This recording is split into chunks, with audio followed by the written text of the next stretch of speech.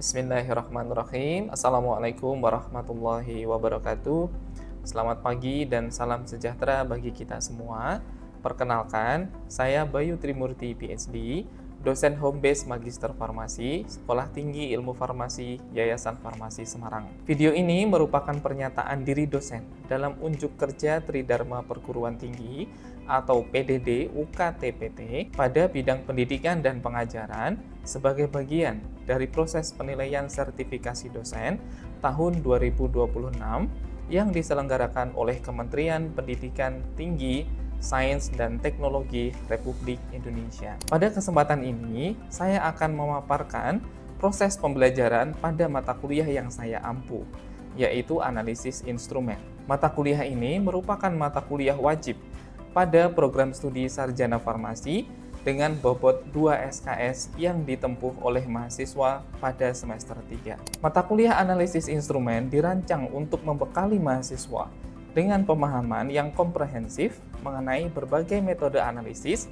berbasis instrumentasi yang digunakan dalam bidang farmasi, khususnya metode spektroskopi dan kromatografi. Materi yang dipelajari meliputi spektrofotometri UV visible, spektroskopi serapan atom, spektroskopi inframerah, spektroskopi NMR, kromatografi lapis tipis densitometri, kromatografi gas, serta high performance liquid chromatography atau HPLC. Seluruh materi disajikan dengan menekankan konsep dasar, prinsip kerja instrumen, serta penerapannya dalam analisis senyawa farmasi. Setelah mengikuti perkuliahan ini, mahasiswa diharapkan mampu 1.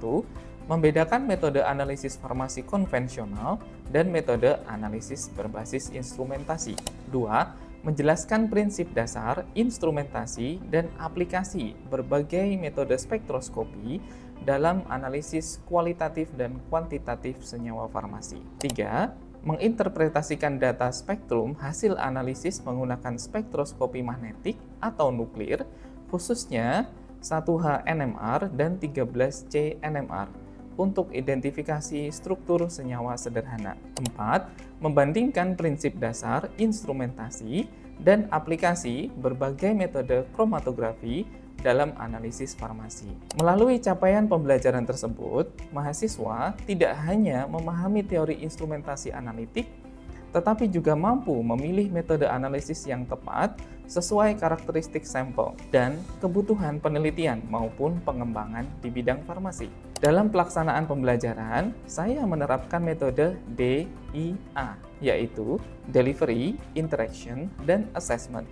Delivery adalah suatu proses tentang bagaimana saya menyampaikan materi dengan baik dan menarik sehingga mudah dipahami oleh mahasiswa. Yang kedua, interaction. Interaction di sini menggunakan metode student-centered learning yang meliputi menjaga proses keaktifan mahasiswa dengan metode diskusi interaktif, tanya jawab, serta penugasan yang mendorong mahasiswa berpikir kritis dan analitis. Mahasiswa juga diberikan kesempatan untuk mengintegrasikan konsep-konsep teoritis dengan perkembangan ilmu pengetahuan terkini melalui telaah literatur ilmiah pada bidang analisis farmasi. Yang ketiga, assessment. Assessment adalah metode yang dilakukan untuk menilai kemampuan mahasiswa secara komprehensif. Evaluasi pembelajaran dilakukan secara berkelanjutan melalui tugas ringkasan materi, post-test berbasis Google Form, ujian tengah semester atau UTS, serta ujian akhir semester atau UAS. Sistem penilaian ini dirancang untuk mengukur ketercapaian kompetensi mahasiswa secara komprehensif, baik dari aspek pemahaman konsep, kemampuan analisis, maupun kemampuan mengaplikasikan metode instrumentasi dalam bidang kefarmasian. Secara singkat, sistem penilaian terbagi menjadi 3 kategori. 1. Harian 40% yang meliputi tugas 15%, post-test 15%, dan keaktifan 10%. 2. UTS dengan jumlah 30%, dan UAS dengan jumlah 30%. Dalam penyelenggaraan perkuliahan, saya menggunakan berbagai referensi utama yang berasal dari buku-buku internasional, di antaranya Principles and Practice of Analytical Chemistry, Infrared Spectroscopy, Fundamentals and Application, serta berbagai artikel ilmiah terkait yang dipublikasikan pada jurnal nasional maupun internasional bereputasi. Selain itu, saya juga mengintegrasikan hasil-hasil penelitian yang relevan dengan bidang analisis farmasi agar mahasiswa memperoleh wawasan mengenai perkembangan ilmu pengetahuan dan teknologi instrumentasi secara mutakhir. Selanjutnya, saya akan menampilkan dokumentasi proses pembelajaran yang menggambarkan implementasi strategi pembelajaran, interaksi dengan mahasiswa, serta berbagai aktivitas yang mendukung tercapainya capaian pembelajaran mata kuliah analisis instrumen. Selamat menyaksikan. Bismillah. Assalamualaikum warahmatullahi wabarakatuh.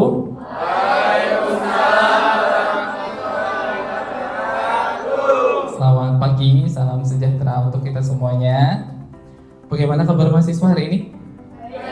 Baik, sehat, alhamdulillah. Jadi untuk hari ini kita akan belajar ya bersama terkait dengan mata kuliah analisis instrumen, khususnya terkait dengan metode instrumentasi yang sangat sering digunakan di bidang farmasi. Kita akan kenalan dengan instrumen yang kita sebut sebagai proton NMR atau HNMR. Berikut juga dengan karbon NMR atau CNMR. Sebelum memulai kuliah pada hari ini, kita akan berdoa terlebih dahulu. Berdoa dimulai.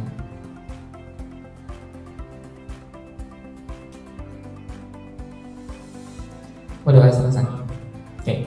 Baik, untuk hari ini kita akan belajar ya terkait dengan sudah saya sampaikan sebelumnya proton NMR dan karbon NMR. Oh iya, perkenalkan sebelumnya saya Bayu Trimurti PhD ya, salah satu dosen pengampu untuk mata kuliah analisis instrumen di Prodi Sarjana Farmasi. Kemudian untuk capaian mata kuliah atau CPMK dari analisis instrumen, saya ingin menyampaikan terlebih dahulu bahwa CPMK-nya yang pertama nanti mahasiswa itu mampu menginterpretasikan data spektrum hasil analisis menggunakan spektroskopi magnetik atau nuklir, khususnya proton NMR dan karbon NMR.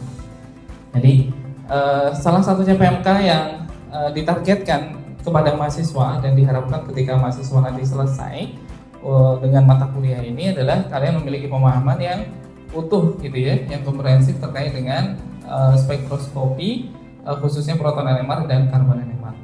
Di samping itu untuk CPMK yang lain sudah pernah disampaikan sebelumnya terkait dengan metode spektroskopi yang lain gitu ya, spektrofotometri UV visible dan nanti akan diakhiri juga dengan kromatografi ya, baik dengan HPLC maupun KLT densitometri.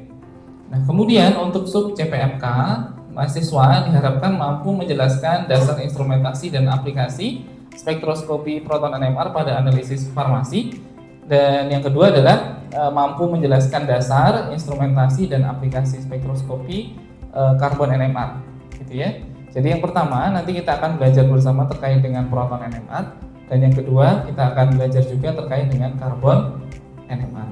Kenapa proton dan kenapa karbon? Karena kedua atom ini, baik proton maupun karbon, baik hidrogen maupun C, itu berkaitan erat dengan kerangka utama dari suatu molekul organik, gitu ya. Jadi kita tahu bahwa obat-obat di bidang farmasi, ya, obat-obatan di bidang farmasi sebagian besar merupakan molekul organik. Ya, molekul organik itu molekul yang seperti apa?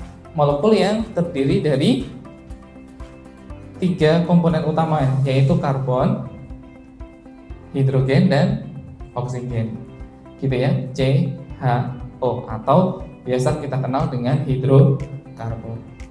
Di awal kita akan belajar tentang spektroskopi, kemudian setelah itu akan terkait dengan kromatografi. Ya. Nah, terdiri dari apa saja? Yang pertama adalah spektrofotometri ultraviolet, gitu ya, atau kita sebut sebagai UV. Kita di Istifar, Yayasan Farmasi Semarang punya cukup banyak instrumen spektrofotometer UV maupun visible. Kalau tidak salah total ada 5 instrumen. Kemudian selain itu ada sinar tampak ya atau visible. Jadi biasanya ini satu paket gitu ya, UV dan visible, hanya berbeda di panjang gelombangnya, betul ya? Oke, kemudian ada juga spektroskopi serapan atom atau SSA, ada IR atau inframerah, kemudian ada NMR yang akan kita pelajari hari ini, kemudian ada spektroskopi massa atau MS, yang nanti kita akan kombinasi dengan gas kromatografi ya, jadi satu antara GC dengan MS, kemudian ada KLT densitometri, dan juga terakhir ada HPLC. Kemudian untuk konsep pembelajaran pada materi NMR ini, yang pertama nanti kita awali dengan deskripsi terlebih dahulu ya, atau definisi dari spektroskopi NMR meliputi dua hal, yaitu metode proton NMR dan metode karbon NMR, gitu ya. Nah, setelah itu kita akan masuk ke konsep dasar ya. Kita masuk konsep dasar, di mana konsep dasar ini akan menjelaskan terkait dengan dasar-dasar spektroskopi NMR maupun proton NMR maupun karbon NMR. Ya, kemudian kita akan masuk ke bagian yang berikutnya, yaitu bagian instrumentasi. Nah, bagian instrumentasi ini bagian yang penting ya dalam kita mempelajari suatu instrumen sesuai dengan mata kuliah kita, yaitu analisis instrumen. Ya, kita akan belajar bagaimana sebuah NMR ini bekerja. Bagaimana sebuah NMR ini secara konsep itu bekerja. Gitu ya. Sehingga dia bisa menghasilkan suatu spektrum. Suatu hasil analisis ya, berupa spektrum atau spektra. Kemudian terakhir kita akan belajar terkait dengan aplikasi dari proton NMR terlebih dahulu. Kita akan fokus ke proton NMR ya, khususnya untuk analisis di bidang formasi. Ya. Kata kunci dari proton NMR ya, ketika kita belajar proton NMR atau hidrogen NMR, maka tujuannya itu adalah untuk ini, analyzing organic compounds ya, seperti yang saya sampaikan sebelumnya. Jadi proton NMR ya maupun karbon NMR itu pada dasarnya digunakan untuk menganalisis senyawa organik ya. Seperti yang kita tahu, kalau senyawa organik itu senyawa yang terdiri dari yang tersusun dari 3 atom utama, yaitu karbon, hidrogen, dan oksigen ya. Jadi ada 3 atom utama penyusun dari suatu senyawa organik ya. Sehingga ketika kita mempelajari, ketika kita menguasai, ketika mahasiswa bahkan bisa menggunakan gitu ya, dan juga menginterpretasikan data spektrum dari suatu NMR baik proton maupun karbon, maka mahasiswa akan punya skill, kemampuan, yaitu untuk mengelusidasi struktur ya. Jadi istilahnya menentukan struktur molekul dari informasi-informasi yang ada, data-data yang ada ya, sehingga kalian bisa punya kemampuan untuk menentukan struktur molekul secara akurat gitu ya. Nanti kita akan praktek ya terkait dengan penentuan struktur molekulnya. Berkaitan dengan spektroskopi NMR, maka kita tidak akan lepas dari yang kita kenal sebagai spektrum elektromagnetik gitu ya. Kalian sudah mempelajari tentang spektrum elektromagnetik, sudah pernah dikenalkan sebelumnya. Oke. Nah, saya ulang lagi. Jadi spektrum elektromagnetik ini terdiri dari rentang ya, panjang gelombang tertentu, di mana panjang gelombang ini dibagi menjadi beberapa bagian biasanya, yaitu dimulai dari X-ray. X-ray ini yang paling kiri ya, dengan panjang gelombang yang paling kecil itu X-ray. Kemudian setelah itu ada ultraviolet atau UV. Kalau UV panjang gelombangnya berapa? 200 sampai 400, betul sekali. Kemudian kalau visible 400 sampai 800. Satuannya apa? Nanometer. Oke, nanometer. Kemudian setelah itu kita masuk ke panjang gelombang yang lebih tinggi, yaitu infrared ya, atau inframerah, microwaves, dan terakhir adalah radio waves atau gelombang radio. Nah, posisi NMR itu memanfaatkan gelombang radio ya, gelombang radio. Jadi pada wavelength yang paling tinggi gitu ya. Di sini apa? Energi ya. Itu adalah energi. Sementara H itu apa? konstanta dari Planck. Ya, Planck ini nama penemu dari teori ini ya, atau teori kuantum dari Max Planck. Gitu ya. Sementara V adalah frekuensi. Ya. Jadi energi sama dengan atau berbanding lurus dengan konstanta Planck dikalikan dengan frekuensi. Di mana frekuensi ini sama dengan C per lambda. Ya, frekuensi itu sama dengan C per lambda.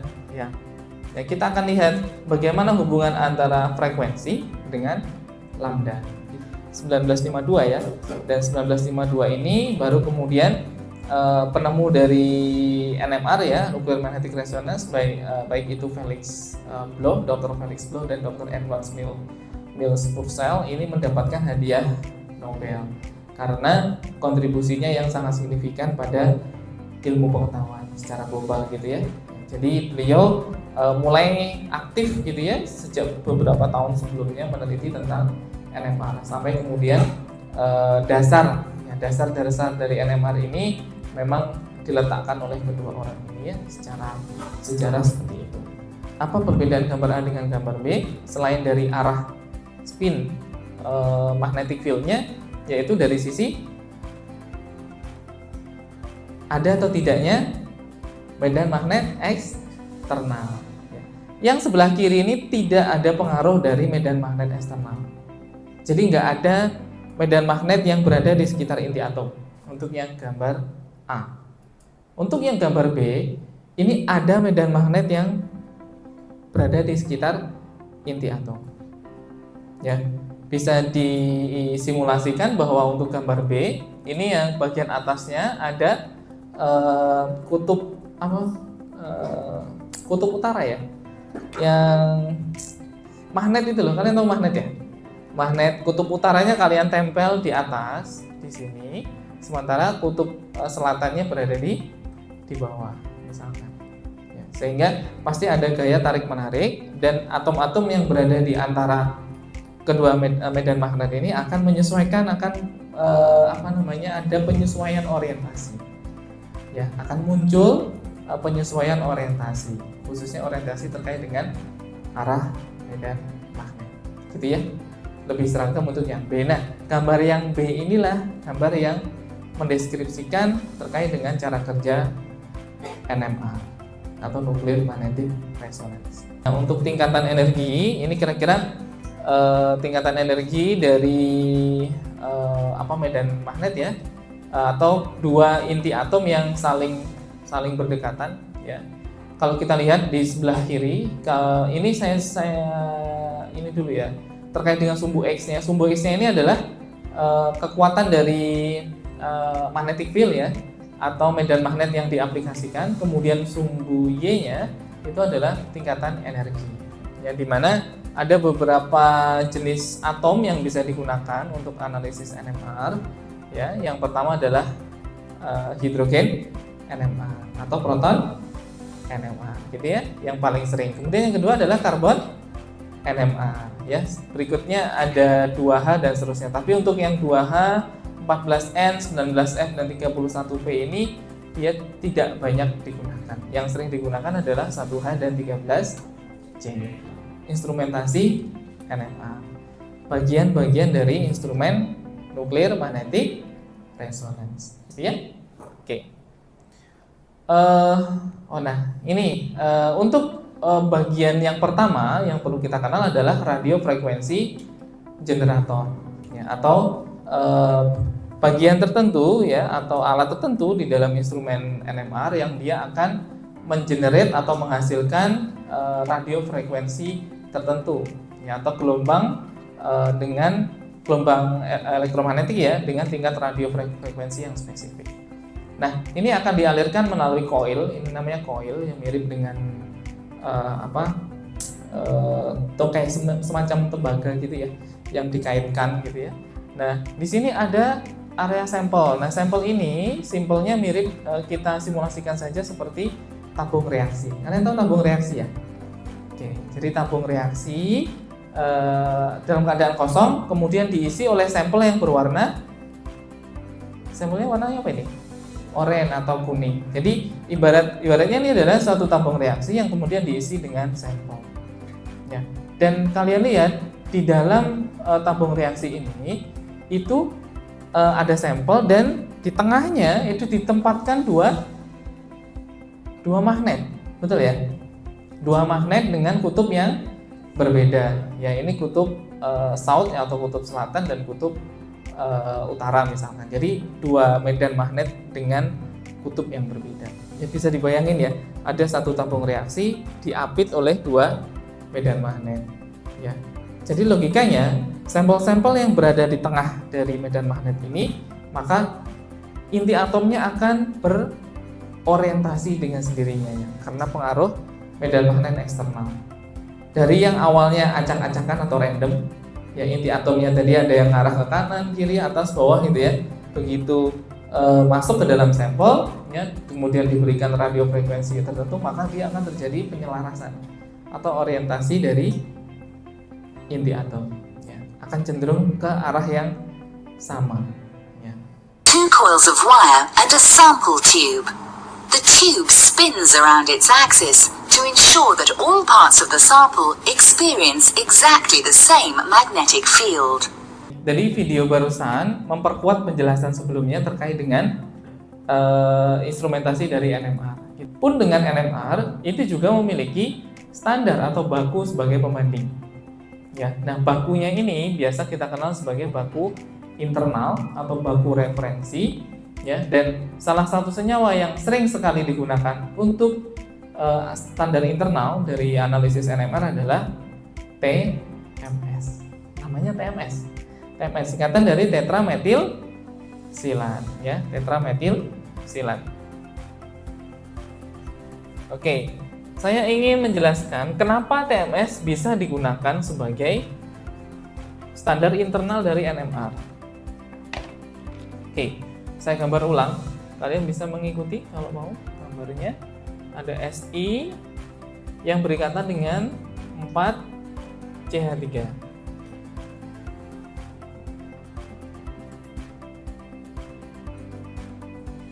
Oke, nah gini ya. Ini H, hidrogen, hidrogen, hidrogen. Nah di sini dilengkapi dengan hidrogen. Ini atas ada hidrogen juga ya. Oke, jadi ada atom pusat Si atau silikon ya, yang berikatan dengan 4 metil. 4 metil bisa dilihat. Atom pusatnya silikon berikatan dengan 4 metil atau 4 CH3. Ya.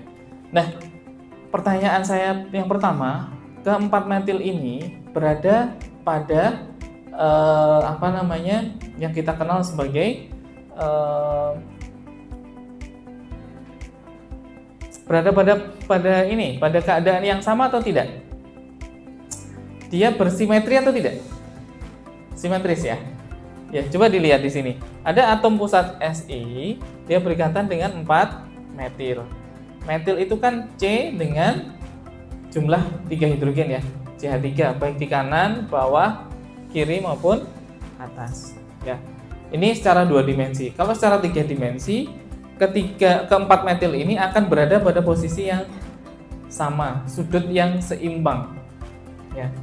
Sehingga kalau kita lihat Si yang ada di tengah dengan 4 metil ini punya simetri atau tidak? Jawabannya punya. Ya, dia bahkan bukan cuma punya simetri, tapi dia sangat simetris, ya, highly symmetrical, ya, dia sangat simetris. Ya, sehingga apa sih kegunaannya simetri di sini? Yang simetri di sini berarti apa hubungannya? Di sini ada gambaran-gambaran dari NMR, mulai dari yang versi yang sangat lama ya. Di tahun berikutnya, di tahun sekitar 1964, ini NMR sudah mulai lebih kecil, hanya saja interpretasinya masih manual. Ini versi yang lebih baru. Dan aplikasi proton NMR maupun karbon NMR. Ya. Di sini ringkasan dari apa sih yang bisa dilakukan oleh proton NMR dan apa yang bisa dilakukan oleh karbon NMR. Ya, kapan kita perlu menggunakan proton NMR? Yaitu ketika proton NMR ini analisis yang paling umum digunakan untuk melacak keberadaan atom hidrogen. Jadi kata kuncinya adalah hidrogen, gitu ya. Kalau kita ingin mencari bagaimana atau berapa jumlah hidrogen, di mana posisi hidrogen pada karbon nomor berapa, maka yang digunakan adalah HNMR. Ya, setelah itu, ketika kita sudah mendapatkan gambaran utuh tentang hidrogen, gitu ya, dalam suatu molekul organik, maka kita lanjutkan dengan karbon NMR. Kalau karbon NMR berarti untuk mendeteksi apa? Kerangka utama atom karbon. Oke, kita akan latihan secara langsung. Oke, sebelum kita lanjut ke interpretasi, apakah ada pertanyaan? Oke, silakan Aldi. Perkenalkan, nama saya Nova Aldiagar Sahaduta dengan NIM 111. Saya izin bertanya, untuk baku NMR sendiri itu apakah mutlak hanya TMS atau tetrametilsilain atau ada baku yang lain? Itu saja, Pak. Oke, terima kasih untuk pertanyaannya Aldi ya, pertanyaan yang bagus. Apakah hanya TMS yang bisa digunakan sebagai standar atau baku dari NMR? Jawabannya tidak hanya TMS. Jadi boleh menggunakan baku yang lain.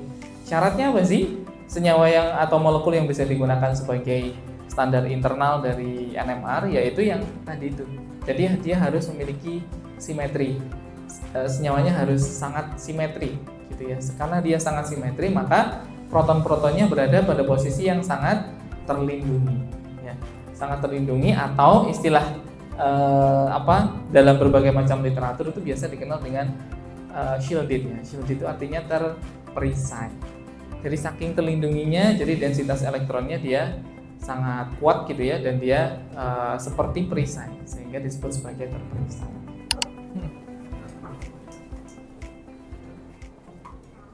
Urut sini B, C, D.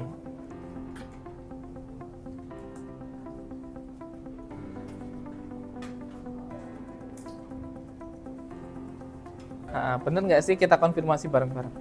C4 itu jumlah NC-nya itu kan ada 5. Kita lihat dari C4 itu memiliki C tetangga pada C5 itu berjumlah 3 hidrogen, 1, 2, 3, dan dapat dari C tetangga nomor C3 yaitu 2. Berarti jumlahnya 5. 2 ditambah 3 sama dengan 5. 5, gitu ya. Kita berikan plus pada Endah ya. Terima kasih.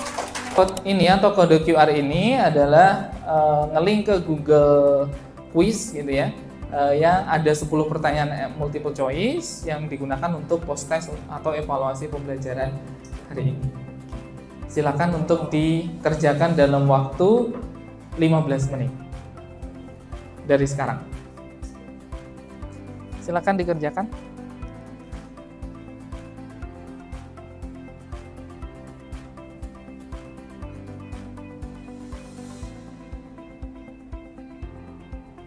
Ini hasilnya ya, hasil untuk nilai post test hari ini 2 mahasiswa 80, sisanya 90, dan sebagian besar 100. Selamat buat kalian. Terima kasih, berarti insya Allah kalian bisa memahami dengan baik, gitu ya. Oke, jadi untuk materi hari ini sudah saya upload di Google Classroom ya, seperti biasa. Jadi silakan nanti untuk materi dan seterusnya kalian bisa mendownload di dalam Google Classroom. Untuk referensinya, sebentar ya. Untuk referensinya kalian bisa melihat di sini ya. Nanti silakan untuk dicek. Terima kasih. Selamat siang, saya akhiri. Wassalamualaikum warahmatullahi wabarakatuh.